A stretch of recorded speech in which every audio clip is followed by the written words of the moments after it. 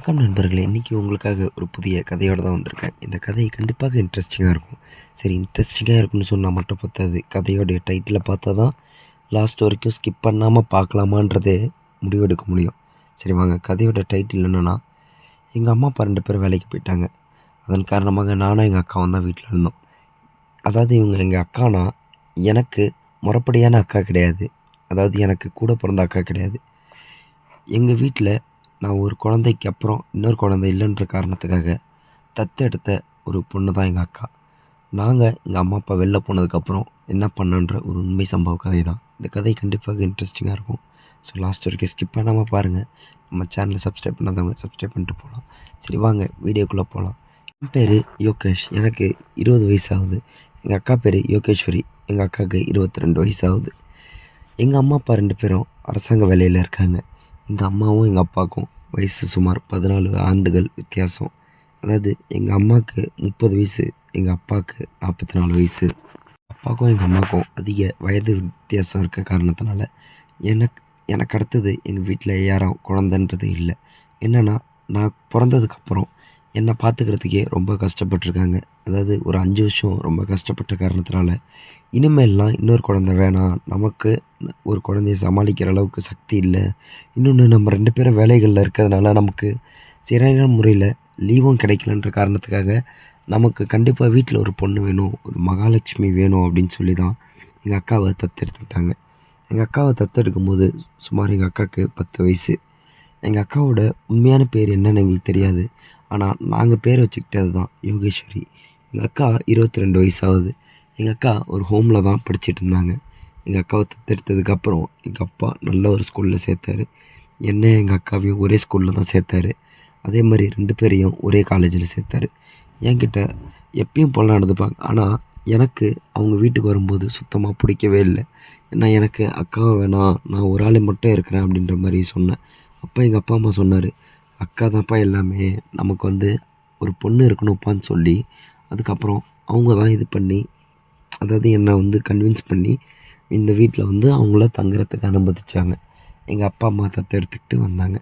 என்னென்னா, அதுக்கப்புறம் ஒரு 2-3 வருஷம் நான் ஒழுங்காக பேசலை. அதுக்கப்புறம் எனக்கு ஒரு ஆக்சிடெண்ட் ஆகிடுச்சு சைக்கிள் ஓட்டிகிட்டு இருக்கும்போது. அப்படி சைக்கிள் ஓட்டும்போது நான் ஆக்சிடெண்ட் ஆன உடனே யார் என்ன இருக்காங்கன்னு பார்க்காம எங்கள் அக்கா தான் தூக்கிட்டு வந்து எனக்கு ஃபஸ்ட் எய்ட் பண்ணாங்க. அப்பயே எனக்கு இதுவாகிடுச்சு. என்னென்னா, எங்கள் அக்கா கடவுளுக்கு சமமாக நான் பார்க்க ஆரம்பிச்சிட்டேன். இப்படி போயிட்டு இருந்த நாளில் தான் எங்கள் அப்பா அம்மா 2 பேரும் வேலைக்கு போயிடுவாங்க. இப்போ நானும் எங்கள் அக்காவும் தான் வீட்டில் இருப்போம். எனக்கு தேவையானது சமைச்சு தருவா. நான் என்னென்னலாம் கேட்குறேனோ அதெல்லாம் செய்வா. ஸோ இப்படி தான் எங்கள் லைஃபு போயிட்டு இருந்தது. அன்னைக்கு ஒரு நாள் எங்கள் அக்கா கூப்பிட்டாங்க. அக்கா, இந்த மாதிரி யோகேஷ் நீ வா அப்படின்னாங்க. சொல்லுங்கக்கா அப்படின்னு, உன்கிட்ட கொஞ்சம் பேசணும் அப்படின்னாங்க. சரிக்கா நான் வரேன் அப்படின்னு சொன்னோன்னே அன்றைக்கி எங்கள் அம்மா அப்பா வந்துட்டாங்க. சரி, அம்மா அப்பா வந்தோடனே என்னென்ன சொன்னேன், சரிக்கா அம்மா அப்பா வந்துட்டாங்க, நம்ம பேசிக்கலாம் அப்படின்னு விட்டுட்டேன். எங்கள் அம்மா அப்பா அப்புறம் கேட்டாங்க, ஏன்ப்பா ஒரு மாதிரி இருக்க, என்னப்பா ஆச்சு அப்படின்ட்டு. இல்லைம்மா அதெல்லாம் ஒன்றும் இல்லைம்மா அப்படின்ட்டு. எங்கள் அம்மா அப்பா எங்கள் 2 பேரையும் ரொம்ப பாசமாக பார்த்துப்பாங்க. அதுவும் என்னோட எங்கள் அக்காவை தான் ரொம்ப பாசமாக பார்த்துப்பாங்க. அவங்க அம்மா அப்பா இல்லாதது ஒரு இது தெரியக்கூடாது. சுமார் வேறு ஒரு தத்தெடுத்துக்கிட்டு வரது அவங்களுக்கு தெரியக்கூடாதுன்ற மாதிரி ரொம்ப பாசமாக பார்த்துப்பாங்கன்னு வச்சுக்கோங்களேன்.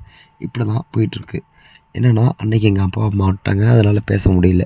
இதோட அப்படியே நின்றுச்சு அன்றைக்கி. அடுத்த நாள் எங்கள் அப்பா அம்மா காலையில் கிளம்பி எங்கள் அப்பா வேலைக்கு போயிட்டார், எங்கள் அம்மா வேலைக்கு போயிட்டாங்க. திடீர்னு ஒரு 1/2 மணி நேரத்தில் எங்கள் அம்மா அப்பா ஃபோன் பண்ணி, நீங்கள் 2 பேரும் வாங்க, இன்றைக்கி நாங்கள் 2 பேரும் லீவ் போட்டிருக்கோம், நம்ம இன்றைக்கி ஃபுல்லாக பர்ச்சேஸ் பண்ணுவோம் அப்படின்னு கூப்பிட்டாங்க. சரிம்மா வரோம் அப்படின்னு சொல்லிட்டு நாங்கள் 2 பேரும் பைக் எடுத்து கிளம்புனோம்.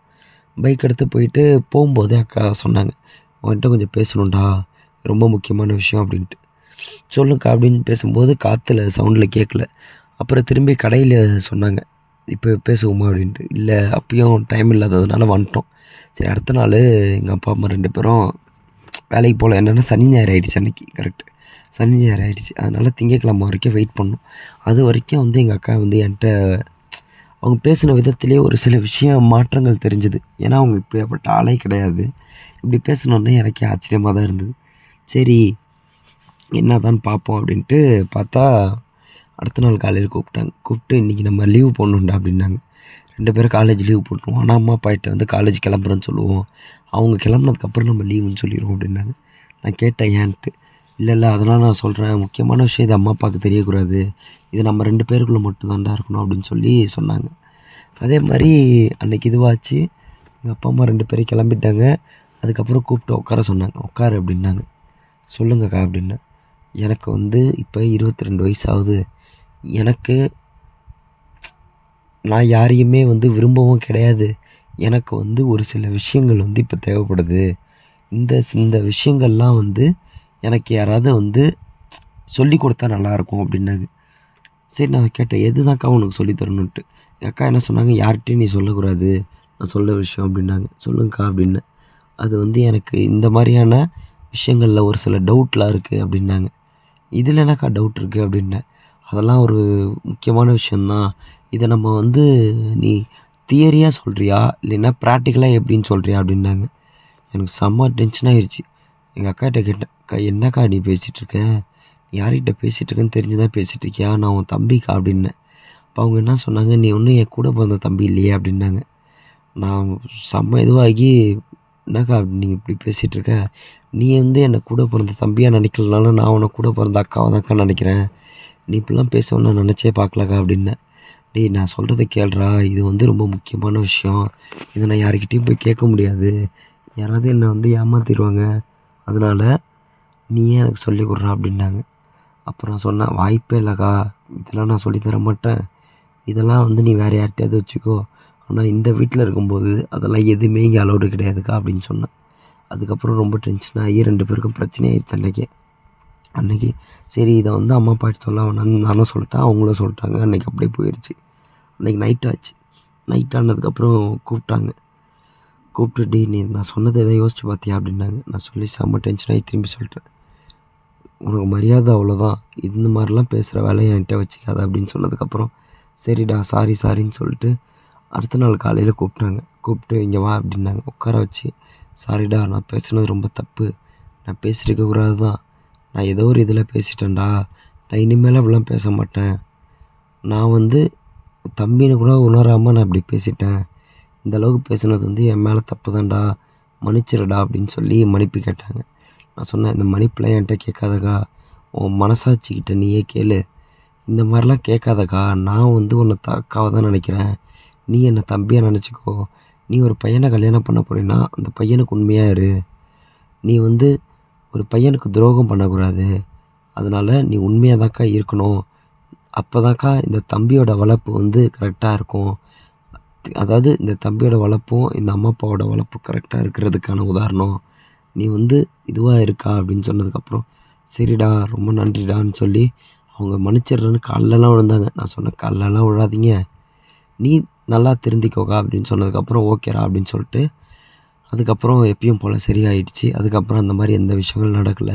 இப்போதைக்கு நல்லா தான் இருக்கும். இது ஒரு எமோஷ்னல் ஸ்டோரி தான். இந்த கதை பிடிச்சிருந்தா லைக் பண்ணுங்கள், நம்ம சேனலை பிடிச்சிருந்தா சப்ஸ்கிரைப் பண்ணுங்கள். அடுத்ததாக ஒரு நல்ல கண்டென்ட்டில் சந்திப்போம்.